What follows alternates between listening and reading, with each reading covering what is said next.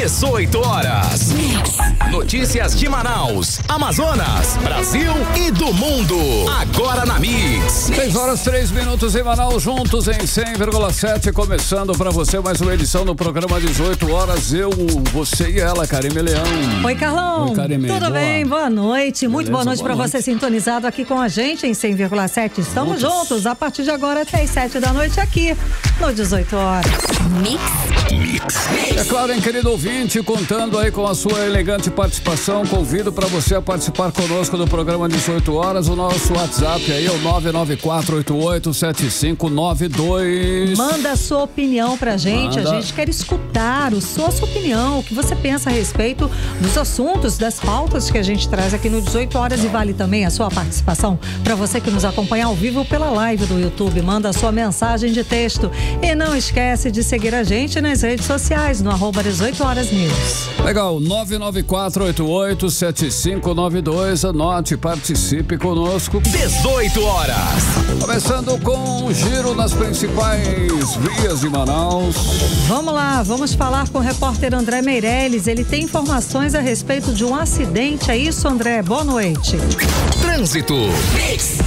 Exatamente isso, Karime e Carlão. Aos ouvintes também, boa noite. Aqui, um carro atingiu uma moto na Avenida Torquato Tapajós, próximo ao Hospital Delfim Aziz, no sentido centro-bairro. O impacto foi bem em cima da faixa de pedestre, ali em frente a um supermercado. O motociclista ele ficou caído no chão depois dessa colisão. O SAMU, que é o Serviço de Atendimento Móvel de Urgência, foi acionado para fazer o socorro, e os agentes do IMU, do Instituto Municipal de Mobilidade Urbana, já foram acionados para o local para organizar ali todo o trânsito, que segue lento nesse trecho. Ou seja, se o trânsito já não estava bom, imagine agora com esse acidente. Segue aí com muita lentidão nesse trecho que a gente fala da Avenida Torquato Tapajós, no sentido centro-bairro, bem próximo ao Hospital Delfim Aziz. Karime, Carlão. Obrigada, André Meirelles, pelas informações. Daqui a pouco a gente volta a te chamar. Legal, André, agora 6h05. 18 horas. E agora a gente começa o 18 horas com os destaques do dia. Sobe para 42 o número de municípios em situação de emergência por causa da cheia no Amazonas. Prefeito Davi Almeida sanciona a lei que garante passe livre para estudantes da rede municipal de Manaus. Superintendente da Suframa diz que tarifaço de Trump não deve impactar a Zona Franca de Manaus. Tribunal de Contas suspende contrato milionário com a organização social que assumiria o Platão Araújo. Legal, 6h05.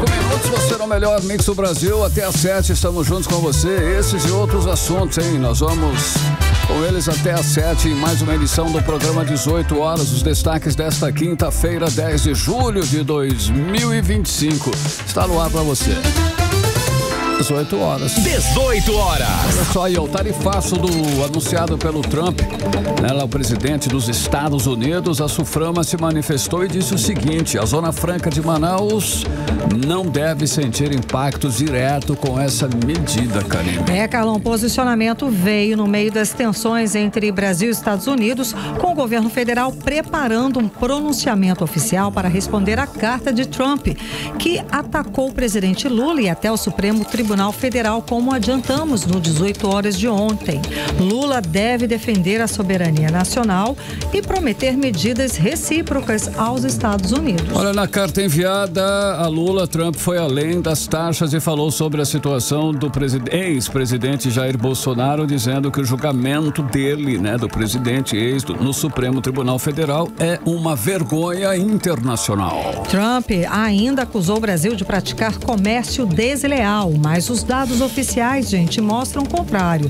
Desde 2009, o Brasil importa mais do que exporta para os Estados Unidos. Só em 2025, o déficit é de mais de 1,6 bilhão de dólares. Olha, na Justiça brasileira, ministros do Supremo dizem que o governo demorou para reagir, mas agora aposta na via diplomática para evitar um escalonamento maior. Bom, mesmo com a repercussão internacional, a Suframa disse que a Zona Franca de Manaus aqui deve ficar fora desse desses impactos imediatos. E quem está acompanhando esse assunto para a gente é a repórter Nathalie Moraes, que conversa ao vivo aqui no 18 horas. Nathalie, boa noite. Que situação, hein, Nathalie? Apesar de que tem muitos analistas políticos apostando de que, como Trump taxa, depois tira a taxa, né, vem e vai com os posicionamentos, talvez daqui para mais adiante ele acabe voltando com essa atrás dessa diplomática, né? Exatamente. Então, mas aqui pra gente, pra Zona Franca de Manaus, como é que está essa situação? Como é que os analistas aqui estão recebendo e analisando essa taxação? Boa noite, Karime. Boa noite, Carlão. Boa noite, ouvintes do programa 18 horas. Eu vou usar as mesmas palavras utilizadas pelo superintendente da Zona Franca aqui de Manaus, do superintendente da Suframa, Bosco Saraiva.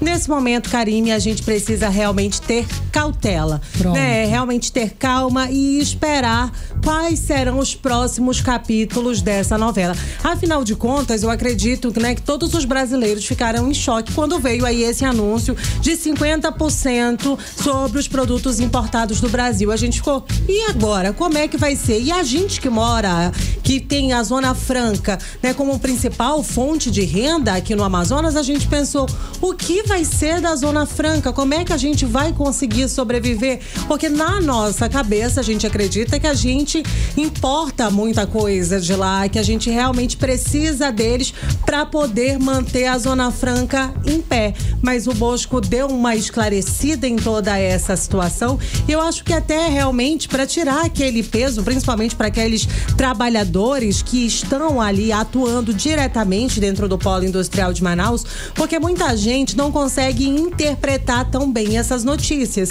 E aí chega essa coisa, olha, os Estados Unidos vai meter uma taxa de 50%, né, quanto aos produtos importados do Brasil, a gente não vai mais conseguir importar nada, a gente não vai... Soa como uma catástrofe econômica. As pessoas pensam logo, meu Deus do céu, acabou, né? Acabou, vou perder meu emprego, não vamos conseguir comprar nada. Mas não, a gente realmente precisa ter calma nesse momento, porque não é bem assim. A medida, né, o Trump classificou muitas vezes a nossa relação comercial com os Estados Unidos como uma injustiça, mas como a Karime já adiantou, os dados mostram outra realidade, porque o Ministério do Desenvolvimento mostrou que o Brasil realmente tem registrado déficits comerciais seguidos com os Estados Unidos superiores a pelo menos 16 anos, né? A gente tem conseguido garantir essa superioridade. E aqui no Amazonas, a Suframa se manifestou na manhã desta quinta-feira, através do superintendente Bosco Saraiva, avaliando o impacto direto dentro do polo industrial, onde ele destacou que seria praticamente nulo, já que as exportações dentro do polo industrial de Manaus para o mercado americano representam aí um volume muito pequeno quando a gente fala do faturamento da Zona Franca de Manaus. Só para a gente ter uma ideia, atualmente a Zona Franca de Manaus exporta aí somente 1,5% do seu faturamento. Desse percentual, menos de 10% tem aí como destino os Estados Unidos. Então, se a gente fechar uma continha rápida, a gente vai ver que realmente a gente não precisa entrar em pânico nesse momento. Mas a gente vai conferir agora um trecho do que disse aí o superintendente da Zona Franca de Manaus, Bosco Saraiva. O nosso posicionamento é o posicionamento do presidente Luiz Inácio Lula da Silva, que já em nota deixou muito claro a posição do governo brasileiro com relação a essa medida.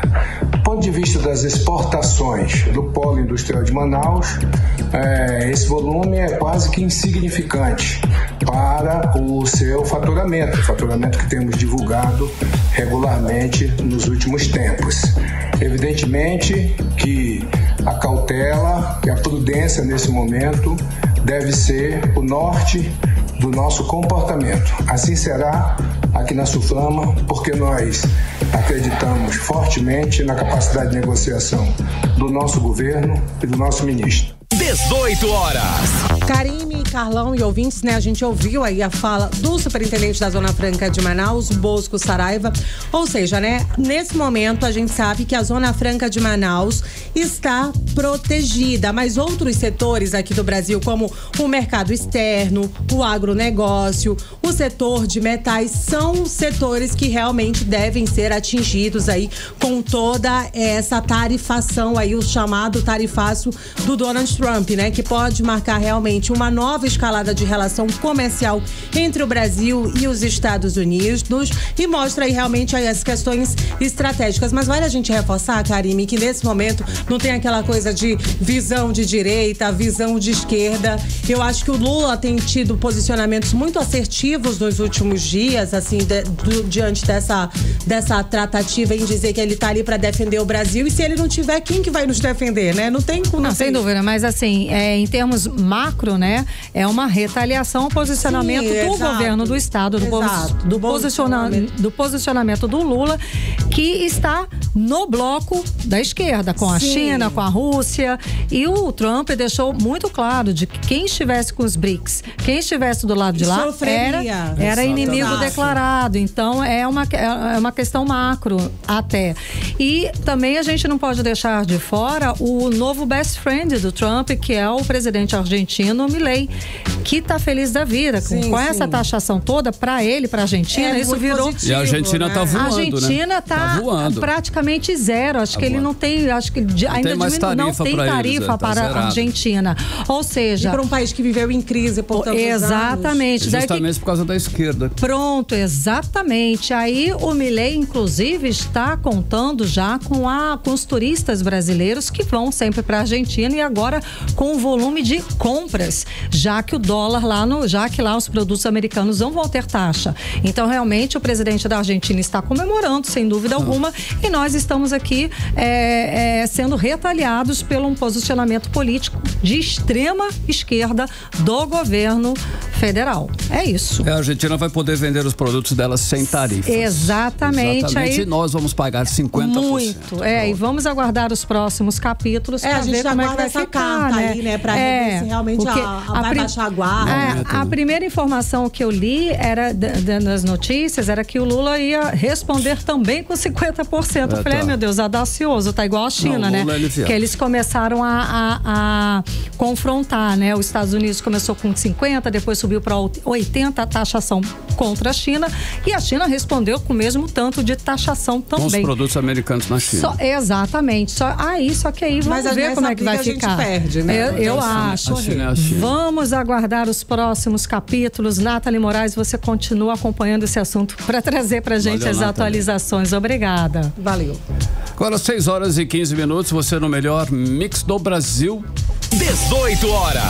Olha só, agora é lei, alunos da rede municipal de ensino a partir do ano que vem não vão pagar passagem de ônibus. Carlão, o prefeito Davi Almeida sancionou hoje a lei da gratuidade nos ônibus para os estudantes matriculados nas redes das escolas municipais. Vamos saber agora os detalhes com o Rodrigo Soares.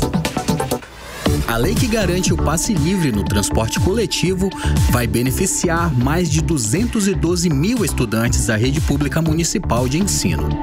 Isso mesmo, ônibus de graça para ir e voltar da escola. A proposta foi aprovada esta semana na Câmara Municipal de Manaus e hoje foi assinada pelo prefeito Davi Almeida. A ideia é simples: garantir que nenhum aluno fique fora da escola por falta de dinheiro para passagem de ônibus, como explicou o prefeito Davi Almeida. Agora é lei. O estudante da rede municipal anda de graça no transporte coletivo de Manaus. No momento estou aqui ao lado do secretário-chefe da Casa Civil, Marcos Rota. Estou sancionando para publicação o projeto de lei que dispõe sobre a concessão de gratuidade no transporte público coletivo urbano de passageiros aos estudantes matriculados na rede pública municipal de de ensino e dar outras providências. Com isso, a gente torna perene a política da prefeitura, de governo, essa política pública do passe livre estudantil. Portanto, você, aluno da rede municipal de ensino, agora essa lei que foi aprovada pela Câmara está sendo sancionada por mim e o passe livre estudantil permanece de forma perene. Estudante da rede municipal anda de graça no transporte coletivo de Manaus. Agora é lei. A novidade começa a valer a partir do ano letivo de 2026.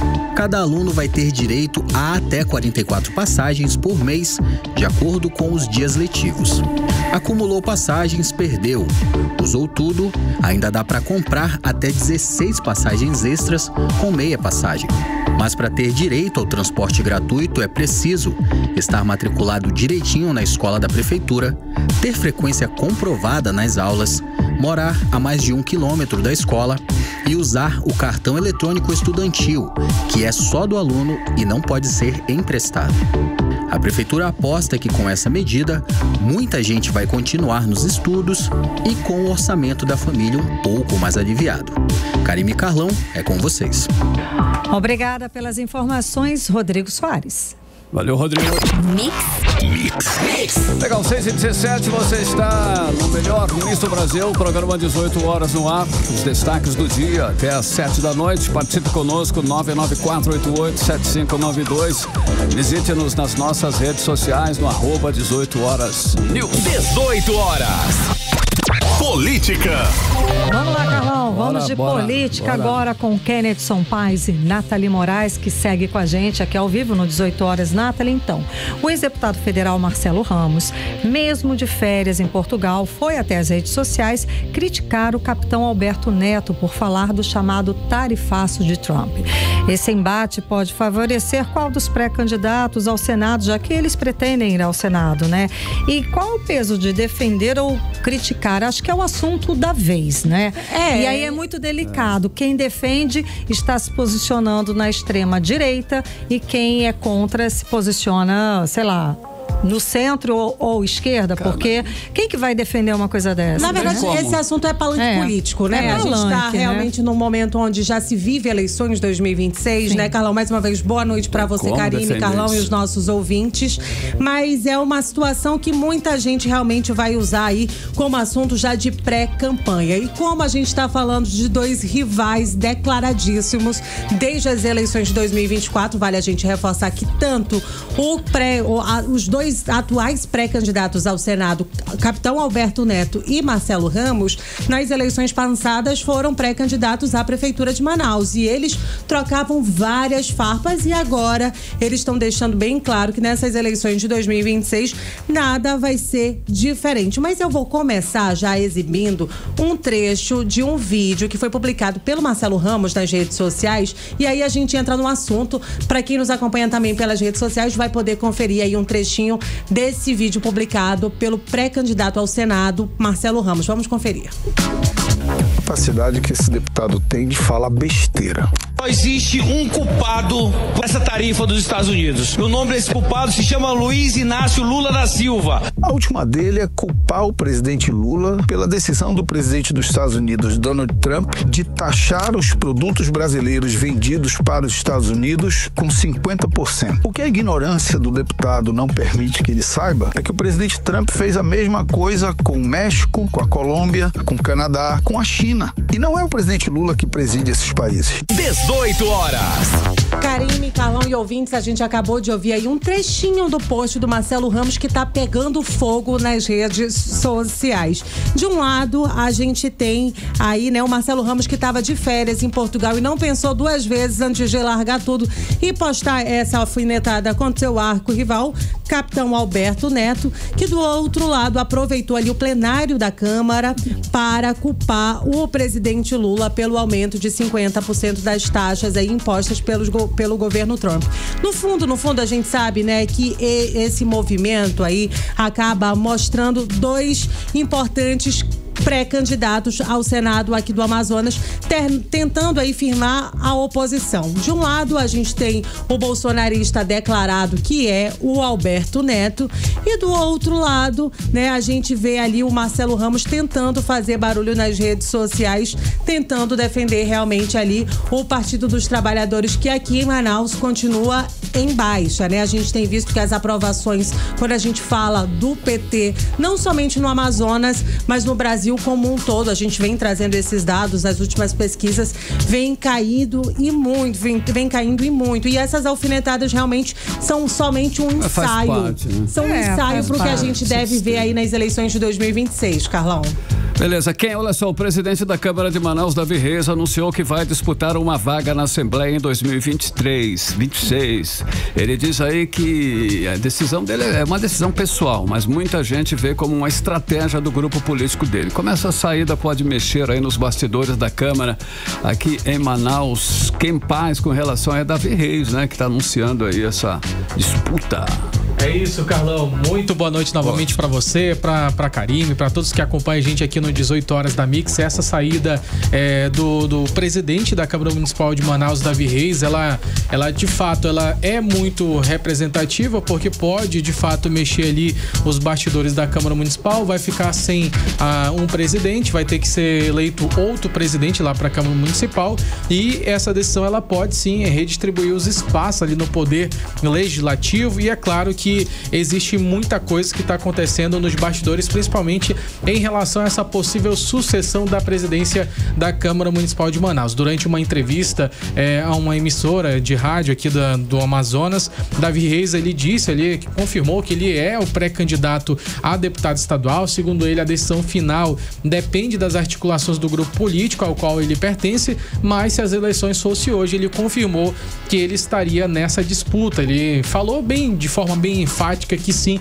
tem essa pretensão. Davi Reis, ele já foi candidato a deputado federal em 2022 e mesmo não tendo sido eleito, a votação que ele recebeu, ele alegou que foi bastante expressiva e também serviu ali de estímulo para essa nova tentativa, essa nova chance de ele se eleger agora, desta vez, para a Assembleia Legislativa do Estado do Amazonas. Com 4 mandatos como vereador, 2 passagens pela presidência da Câmara, ele afirma que essa experiência ela pode preparar para contribuir nessa nova escalada, para poder tomar novos lugares aí nessa posição da política amazonense. Na gestão de Davi Reis à frente da Câmara, por exemplo, projetos como a construção de um novo anexo, contratos por dispensa de licitação, debates, que gerou muito debates de opinião pública em relação se de fato era prioridade ou não. Mas a gente vai seguir acompanhando e saber o que vai acontecer por lá. Que a gente já tem aí pelo menos 5 vereadores que pretendem deixar a Câmara, né, e concorrer aí uma vaga a deputada. A gente tem Rodrigo de Sá,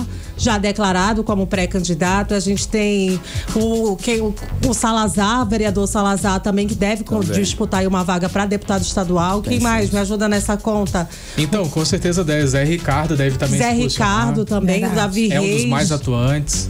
E também do lado da bancada da bala, o Coronel Rosses? O Coronel Rosses, que deve vir para deputado federal. Verdade. Nathalie, vamos seguir aqui. O Tribunal Regional Eleitoral rejeitou uma denúncia de abuso de poder econômico contra o prefeito eleito de Silves. Essa decisão mostra que a Justiça Eleitoral está mais exigente ou ainda tem muito espaço para abuso passar batido no interior? Então, Karime, essa decisão do Tribunal Regional Eleitoral aqui do Amazonas, mais uma vez mostra, né, pra gente que precisa realmente ter provas contundentes para tentar caçar aí um mandato.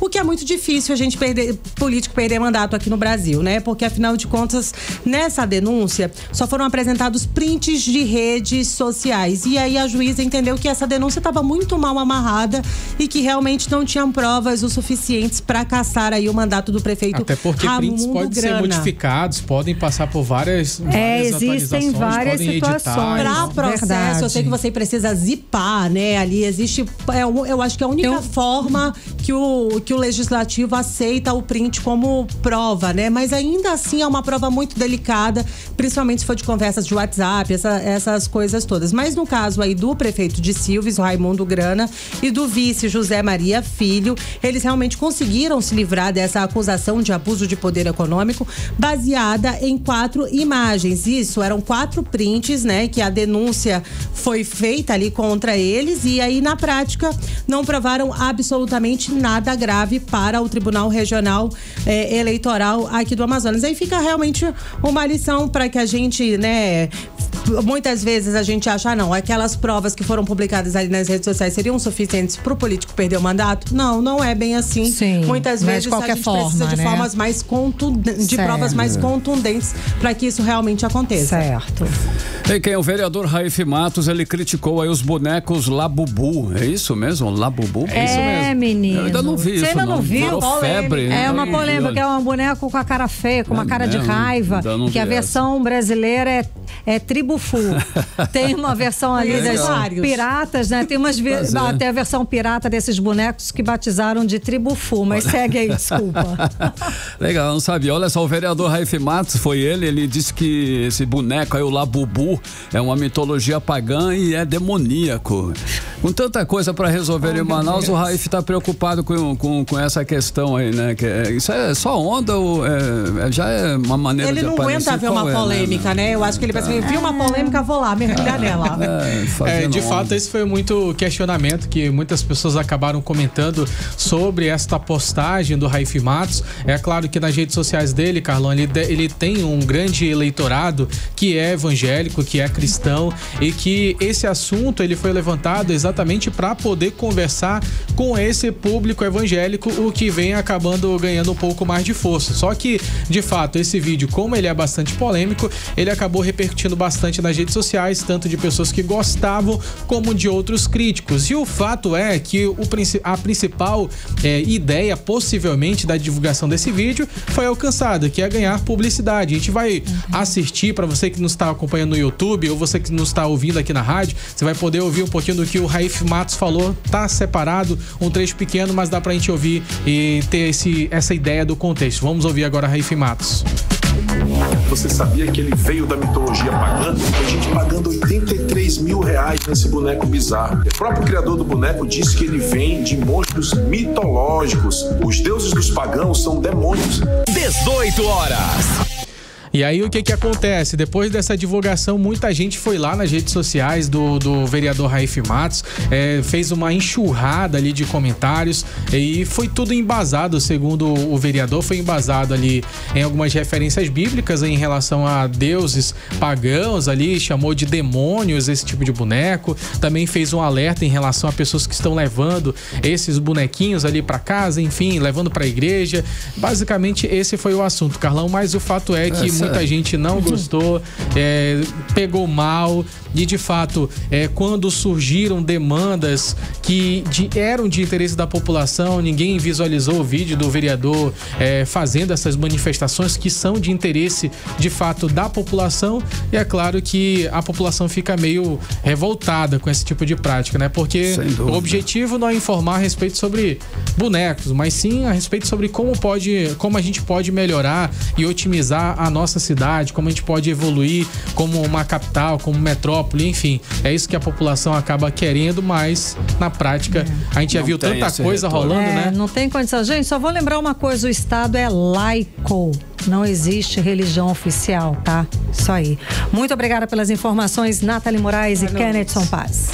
Agora 6h29, valeu Ken, valeu Nathalie, você no melhor mix do Brasil. 18 horas. E daqui a pouco aqui no 18 horas, cheia no Amazonas, sobe para 42 o número de cidades em situação de emergência. É o nosso assunto em instantes. Mix. Giro no trânsito agora, hein, Karime? Vamos lá, vamos saber por onde anda o repórter André Meirelles. André, boa noite. Trânsito.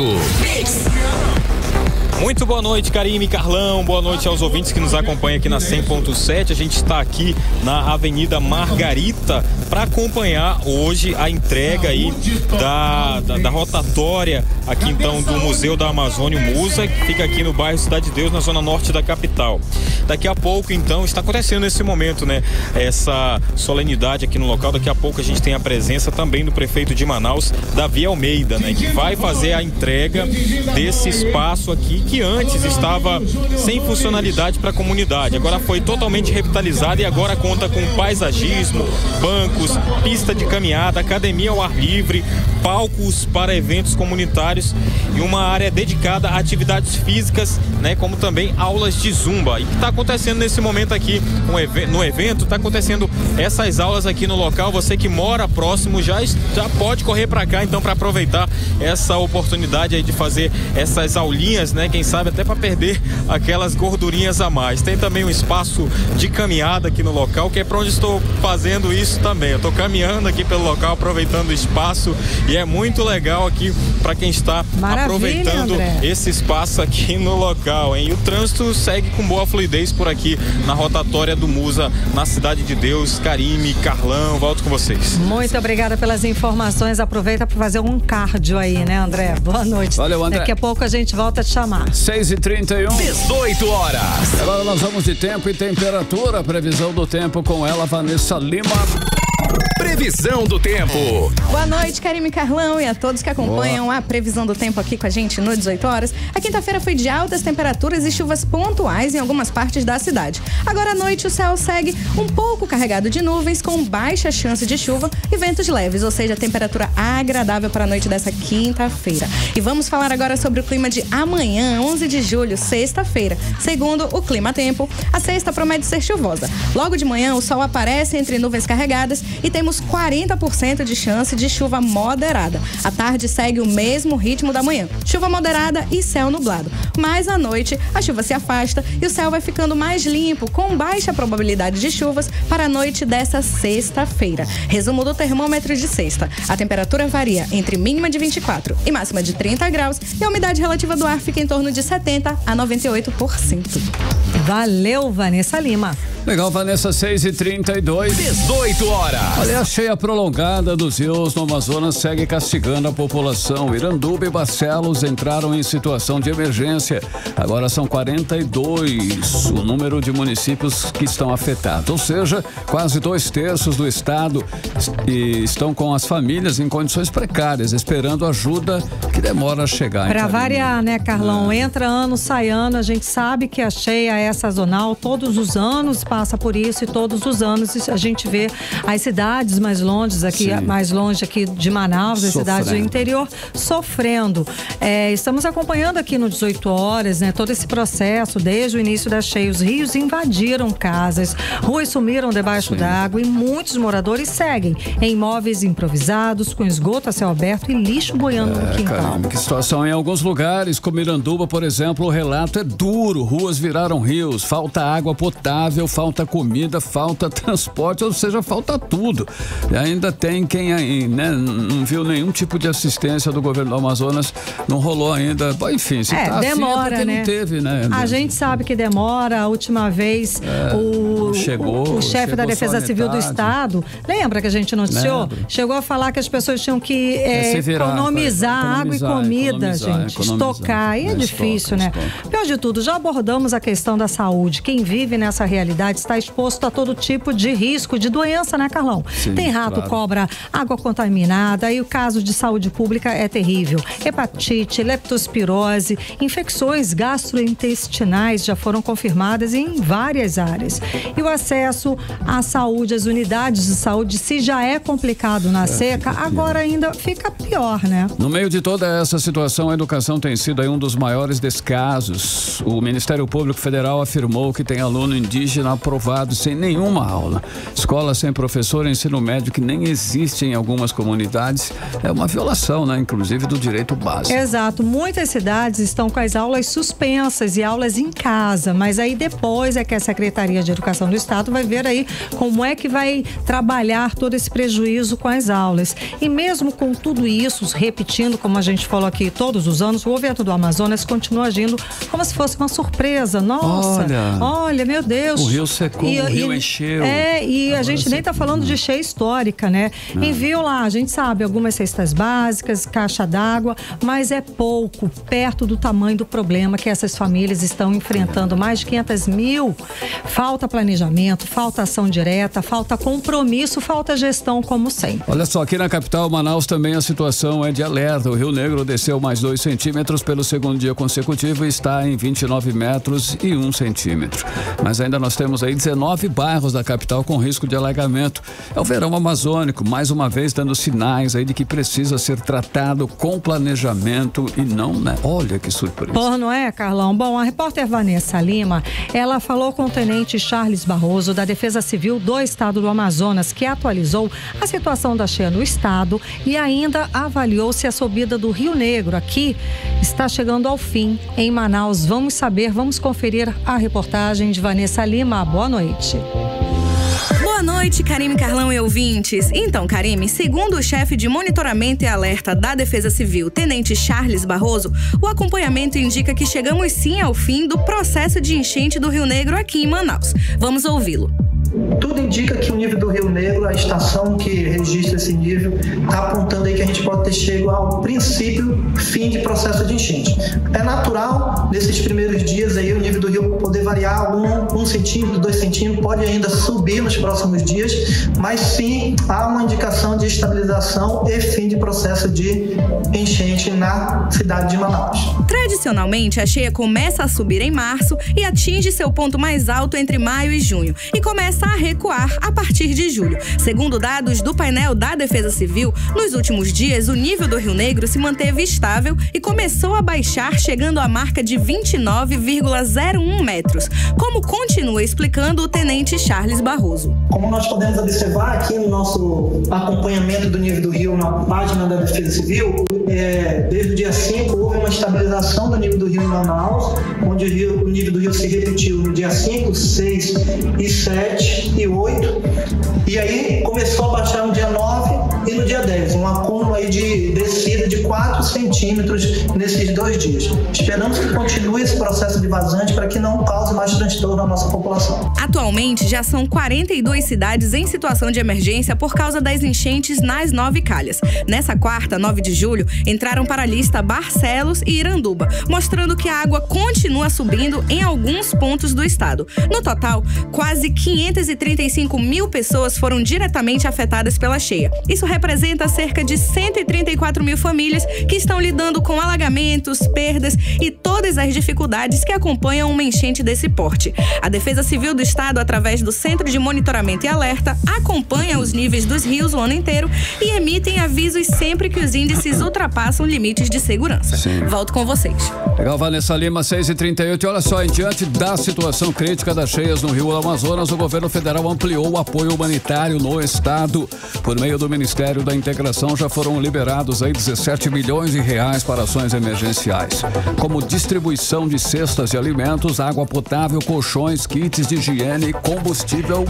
O federal ajudando, cara. Sempre, né, Carlão? Bom, a Defesa Civil Nacional aprovou 26 planos de trabalho enviados por prefeituras e segue monitorando a situação de perto. Segundo o governo federal, o suporte vai continuar enquanto durar o estado de emergência. 18 horas. Entrevista do dia. E o 18 horas de hoje a gente conversa com o deputado estadual Wilker Barreto. Ele é autor do pedido que levou o Tribunal de Contas a suspender o contrato de mais de 1 bilhão e 400 milhões de reais com a organização social que assumiria a gestão do Hospital Platão Araújo.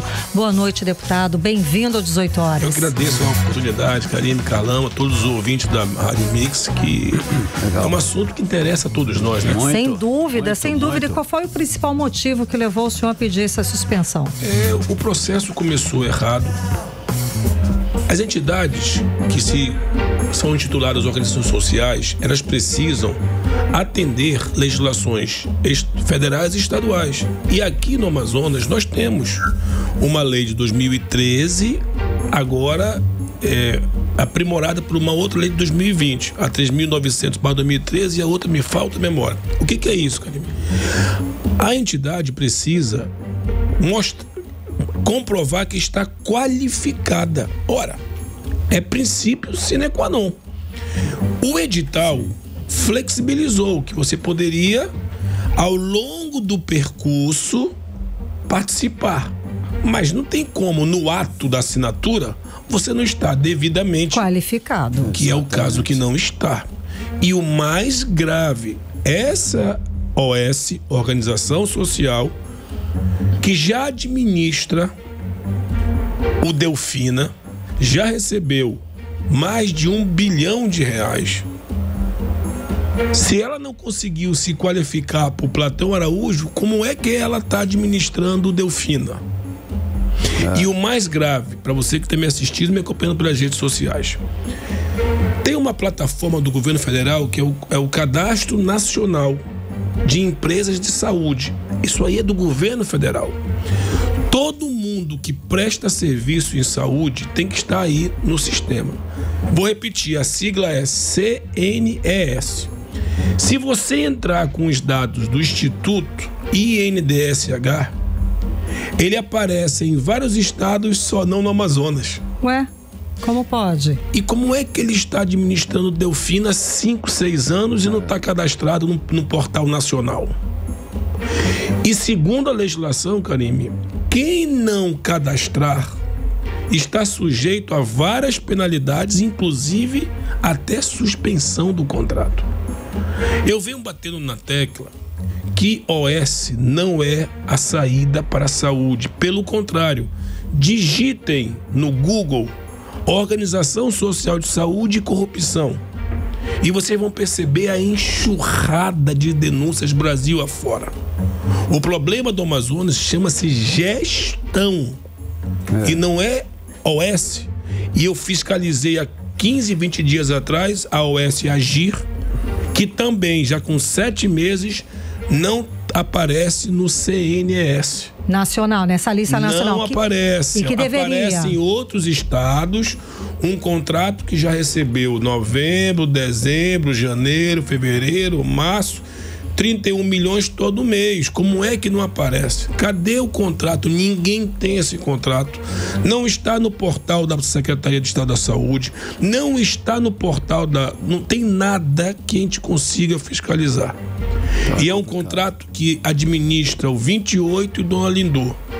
Entre nas minhas redes sociais, no meu Instagram, do Wilker Barreto AM, e vê o vídeo de como está o 28 de agosto.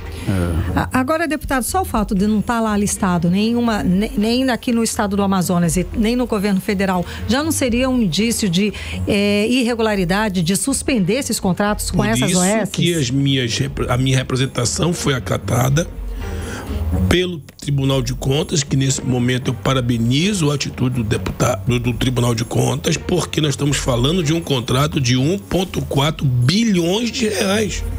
O Platão Araújo, uma das principais portas de emergência e urgência, que nesse exato momento está lá sobrecarregado, superlotado. Cadê a capacidade gerencial? Nós temos quantos milhares de servidores efetivos já pagos com salário, muitos com mestrados e doutorados em gestão? Será que a solução é pegar empresas duvidosas de saúde de outros estados? Que não faz ideia de como é a logística aqui do estado do Amazonas, certo? Médicos recém-formados, empresas de fora, gente. Isso é muito grave. Eu não consigo ver. Eu estou, inclusive, já representando que a secretaria me responda cadê a habilitação do INDSH para rodar o Delfina. Por que o contrato, por que essa empresa não está cadastrada no CNES?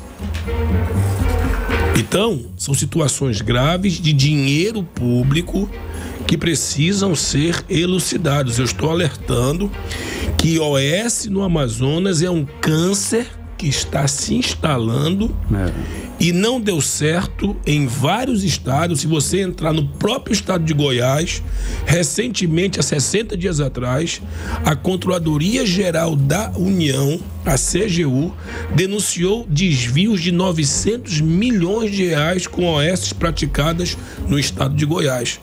É isso que eu estou alertando e eu espero que as minhas representações, as minhas outras representações, possam ter celeridade, porque uma situação dessa de flagrante não cumprimento de legislação, como é que foi homologado pela Secretaria de Estado da Saúde? É verdade. Deputado, o senhor já falou aí uma série de pontos que desqualificam esse contrato ainda. Tem outros ainda que pode levantar suspeitas com relação a esse contrato aí? A total ausência, Carlão, de transparência. Sim. Eu desafio qualquer cidadão, os órgãos de controles, a SES, a conseguir ter acesso a um contrato da OS Agir, do INDSH, da prestação de conta, quanto foi glosado. Se não tem transparência, cheira a coisas estranhas. Tudo que não é às claras no serviço público caminha para a ilegalidade. É isso que eu estou querendo levantar. E eu queria também aproveitar aqui a audiência e falar dessa telemedicina. Que o governo do estado tem anunciado como a última, né? A 8ª maravilha do mundo. Você que está me assistindo, me escutando pela Mix, liga aqui para a redação, denuncia na minha rede social e pergunta se a telemedicina está funcionando. Mas o mais grave, a telemedicina funciona quando quer acertar, mas essa empresa que está rodando aqui a telemedicina do Amazonas, agora, anteontem, pipocou o escândalo lá no Piauí, por sinal, a origem dos contratos. Se lá já está dando problema de suspeita de superfaturamento, como é que está aqui no Amazonas? E o contrato do Amazonas chega a 197 milhões de reais, gente. Então, o que me preocupa é que se está espocando, Karime, lá no Piauí, no Nascedouro... Imagina aqui. Então, eu estou questionando detalhes, senhores. Essa licitação do vencedor abriu e fechou em 2 minutos. 2 minutos? 2 minutos. Esse é o novo recorde. A empresa que ganhou é quarteirizada.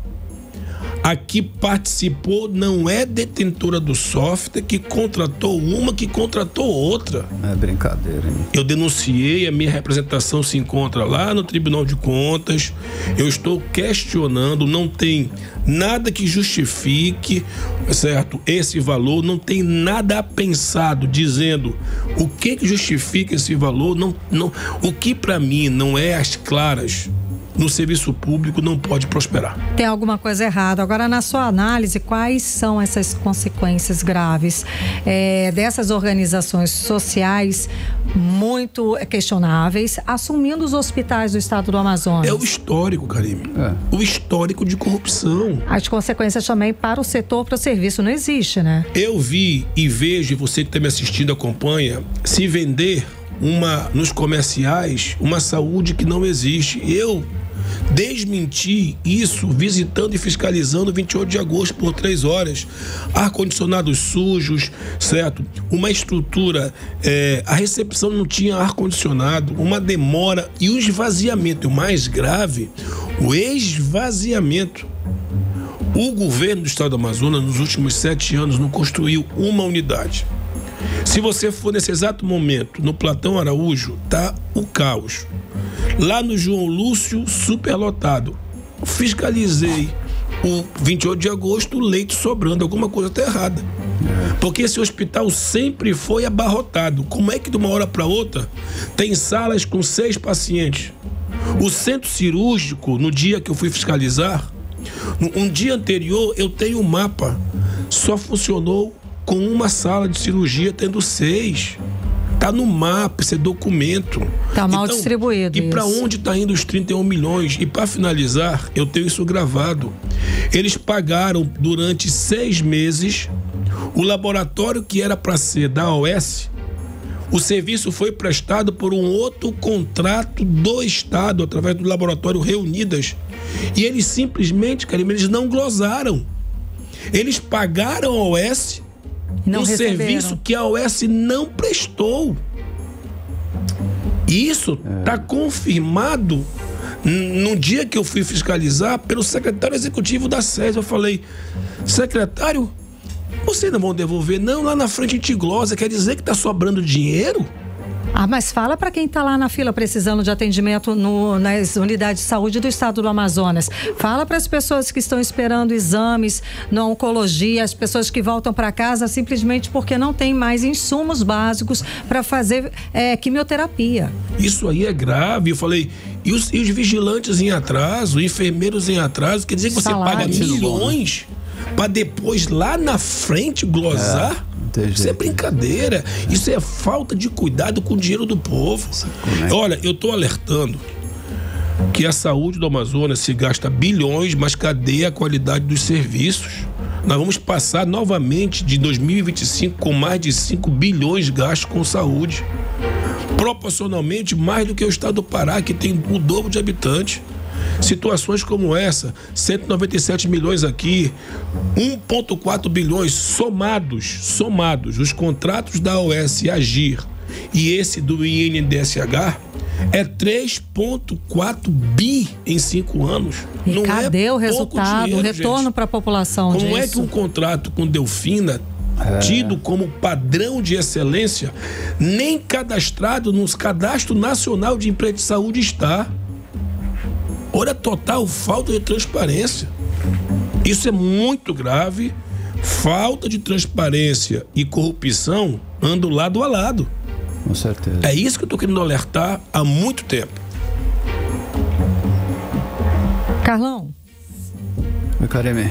Vamos lá, né? A gente quer saber mais a respeito do 28, que o senhor esteve lá e nem fechadura nas portas dos banheiros tinham, não é isso? O senhor chegou a ver essa situação, não é isso? Isso está filmado. Quando uma OS, que se diz gestora, um diretor não consegue puxar R$100 do bolso para botar uma fechadura na porta, e eu, quando eu abri a porta, a senhora estava segurando a corda. Coitada. É uma brincadeira, é um descuido. Os ar-condicionados tinham coisa mais absurda. Sim, o ar-condicionado da UTI estava lá o adesivo. Eu visitei agora, tem 20 dias atrás. A última limpeza foi em novembro de 2024. O da UTI. Os banheiros tu não conseguia entrar de sujeira, de cheiro forte. Deputado, o senhor tem visitado aí diversos hospitais. O senhor está sozinho nessa empreitada? O senhor tem alguém que está ajudando o senhor nessa fiscalização, nessa batalha? Porque é uma batalha difícil, né? Para estar sozinho. O que a gente conta muito é com a população. E eu quero pedir para a população o seguinte. Pronto. Porque não é todos os veículos que têm coragem de chamar o único líder da oposição. Porque muitas das vezes as nossas matérias não repercutem, porque hoje existe um silêncio. Só que a população precisa se levantar. Eu gosto de fazer política o seguinte: o papel do deputado estadual é fiscalizar orçamento, fiscalizar números, certo? Cobrar eficiência. Quando a Cefaz vai à Assembleia prestar contas das operações de quadrimestre, eu percebo que o dinheiro está entrando, mas o problema do Amazonas hoje não é a receita que está entrando, são as tomadas de decisões na gestão. Vamos lá. Saúde está em colapso, segurança pública em colapso, educação, nós somos o último lugar do IDEB, certo? A infraestrutura está precária. Então, para onde está indo o orçamento do Estado? Eu digo o seguinte: eu não tenho nada de pessoal contra o governador, contra o prefeito de Manaus. Agora, oficialmente eu sou a única oposição, mas eu sou a oposição que é errado. Quando a secretária Nayara falou que ia trazer a OS para cá, sabe o que eu falei para ela, Karime? Falei: secretária, 120 milhões de economia. Faz o seguinte, me traga os números. Ela esteve em novembro do ano passado na Comissão de Saúde na Assembleia. Prometeu voltar com os números e até hoje nunca mais voltou para lhe dar satisfação. Se os números não são tão favoráveis, por que esconder esses números? Por que a secretária, o governo não tem coragem de ir para a Assembleia e abrir a caixa preta das OS? Pois é, aquela situação, né, o deputado, que nem a satisfação para a sociedade que o governo deve, não está fazendo favor da satisfação, não está fazendo favor mostrar esses números. É um dever do Estado dizer para onde que está indo o dinheiro da população. Então, se nem isso faz, não há respeito para a população, nem com a Casa Legislativa. O deputado falou, falta de transparência e corrupção andam lado a lado. É isso. Então, essa é a nossa luta. Eu quero colocar o mandato do deputado estadual Wilker Barreto à disposição. Você que está me assistindo, me ouvindo, olha, ajude. Nós temos o Instagram lá, compartilhe os nossos materiais. Olha, eu antes de subir a tribuna, eu faço uma verificação de documentos. Então, infelizmente, contra fatos no argumento, a decisão do Tribunal de Contas foi acertada porque o básico não foi respeitado nesse processo de uma bagatela de 1,4 bilhões de reais. Imagina, se um contrato de 1,4 bilhões de reais é tratado com esse desleixo e falta de critério jurídico, imagina os outros. Isso é o que caiu na rede, o que a gente não consegue pegar. Sem dúvida. Deputado, muitíssimo obrigada pela sua presença. Valeu mesmo. Boa oportunidade. Esclarecendo esses pontos tão importantes pra gente. Muitíssimo obrigada. Eu acredito que a Mix, vamos deixar os microfones à vontade, secretaria. Sempre. Nós sempre quiser estamos. Vir aqui debater ao vivo. Aliás, a gente chama. Muito bem-vindos, né, Carlão? A gente sempre chama secretária de Educação, secretária de Segurança Pública, governo do Estado do Amazonas. A gente sempre pede posicionamento, nota, mande uma nota. Enfim, às vezes respondem, mas estamos aqui à disposição, sem dúvida alguma. A questão é nossa também, esclarecer para a população o que está acontecendo. Olha, eu tenho muitas denúncias das unidades hospitalares, mas o que está acontecendo hoje nesse tal Complexo Sul é estarrecedor. Tá demais. Muitíssimo obrigada, deputado. Obrigado mesmo, tá? Valeu. Conversamos com o deputado estadual Wilker Barreto. Agora 6h56. 18 horas. Vamos falar agora, Karime, um pouco de Sou Manaus Passo a Passo, que tá legal. O lançamento do festival já foi marcado por um grande evento ontem no Pier, no centro histórico da cidade. Esse ano a edição é especial e comemora 10 anos do evento. Faz ideia, Carlão, 10 anos. E acontece nos dias 5, 6 e 7 de setembro, com 17 palcos espalhados entre ruas, praças e patrimônios culturais. O repórter André Meirelles acompanhou o lançamento e traz os detalhes pra gente. Então, André, a expectativa é de alcançar um público de 500 mil de visitantes esse ano. Isso mesmo, e a expectativa é atingir nos 3 dias do evento, 5, 6 e 7 de setembro, cerca de 500 mil pessoas. Muito boa noite, Karime, Carlão, aos ouvintes. Olha, a programação inclui música, moda, gastronomia, arte urbana, manifestações populares e muito mais. Vão ser aí 6 palcos principais que vão receber grandes atrações nacionais. O prefeito Davi Almeida destacou o impacto econômico e social do festival, que nesta edição pretende gerar mais de 5 mil empregos, tanto diretos quanto indiretos. Nós vamos ter aqui todo um diferencial de segurança, de culinária, de gastronomia, e com isso o artesanato, o circo, tudo isso, a dança, tudo isso agregado a esse nosso evento, para que a gente possa movimentar o turismo, né? A questão do transporte também, e assim a nossa expectativa é de que a gente possa chegar aí a entre 8 a 9 mil empregos gerados diretos e indiretos. Foram 17 atrações nacionais que já foram adiantadas, mas ainda outros nomes vão ser divulgados. Vão ter ali no palco Alfândega os artistas gospel Alessandro Campos e Fernandinho, estão entre os destaques. No palco Malcher, Joelma, Simone Mendes e a dupla Bruno e Marrone, que vão abrir ali a programação. Já no dia 6 vão ser os rappers BK, Xamã e o projeto Poesia Acústica no palco Alfândega, enquanto Calcinha Preta, Pablo do Arrocha e Ivete Sangalo agitam ali o palco Malcher. Já no encerramento do dia 7 de setembro, Paralamas do Sucesso e MC Livinho sobem ao palco Alfândega. No palco Malcher, as estrelas vão ser Gustavo Lima, Dub Dogs, Ludmilla e Xande Avião. Ao todo, mais de 2 mil artistas regionais completam a programação nos demais palcos. O prefeito Davi Almeida também confirmou que a entrada vai ser mediante troca de alimentos por pulseiras, seguindo aí o modelo adotado nos anos anteriores. E aqueles que queiram participar do evento, fiquem atentos. Nós pedimos a atenção, a participação e o apoio de vocês, da imprensa. Nos próximos dias nós vamos divulgar o site para que essas pessoas possam se inscrever e posteriormente trocarem, né, o seu alimento por uma pulseira, 2 pulseiras, de acordo com as inscrições que irão conseguir através do site que nós iremos divulgar. Olha, o diretor-presidente da Manaus Cult, Gender Lobato, ele prevê um recorde de público e de arrecadação solidária nesta edição. para que as pessoas possam, de forma gratuita, assistir 19 atrações nacionais esse ano e, ao mesmo tempo, é um evento solidário, exatamente porque ano passado nós conseguimos arrecadar 400 toneladas de alimento. E esse ano a gente vai, mais uma vez, estourar esse recorde aí com mais alimentos arrecadados, fazendo com que a gente possa fazer um evento onde as pessoas se divertem e a gente ainda consiga ajudar aqueles que muito precisam com as toneladas de alimentos que são arrecadadas durante o nosso evento. Olha, e a segurança também vai ser reforçada com a ampliação do efetivo da Guarda Municipal, coordenada aí pela Segurança Municipal de Manaus, como explica o titular Alberto de Siqueira. Nós teremos na faixa de 500 guardas municipais e 500 somado com os estudantes. Nós teremos já o sistema de reconhecimento facial da prefeitura. Nós apresentaremos o módulo de monitoramento itinerante, o móvel que vai até o local. Então é um spoiler também, não falei isso ainda, mas nós vamos apresentar no passo a passo. Então nós vamos com isso, a gente soma com a Polícia Militar, soma com a Polícia Civil, até com a segurança privada que faz parte dos acessos. Então com isso a população ela tem mais segurança, ela pode sim ir trazer a sua família e vai ser um passo a passo de paz, de segurança e diversão.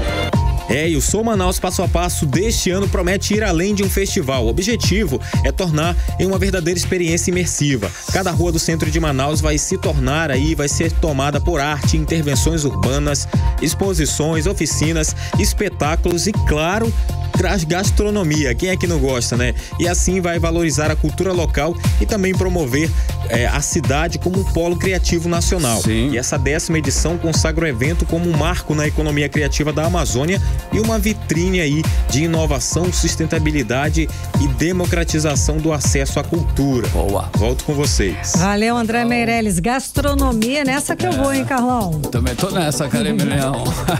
7:02. 18 horas. E seguimos direto para o editorial 18 horas. Editorial 18 horas. Prefeitura de Manaus comemorou a redução no número de assaltos a ônibus na cidade em junho. Foram 13 ocorrências de acordo com dados do Sindicato das Empresas de Transporte de Passageiros do Estado do Amazonas, o Sinetran. De acordo com as autoridades municipais, algumas medidas foram fundamentais para a redução dos casos. E lista a instalação de câmeras nos ônibus e terminais, a biometria facial e a redução do uso de dinheiro em espécie para pagar as passagens. E também as rondas da Guarda Municipal. A presença do policiamento nas ruas continua sendo importante para dissuadir os assaltantes. Mas ainda se a polícia estiver próxima das áreas de circulação, melhora. Só assim a população poderá ter, como se diz no jargão dos chamados especialistas, mais aquela sensação de segurança, principalmente no sistema de transporte público e nos veículos que transportam. 18 horas. 7:03, Karime, boa noite. Boa noite, um beijo, até amanhã. Você ouviu 18 horas. As notícias do Brasil e do mundo. De volta amanhã.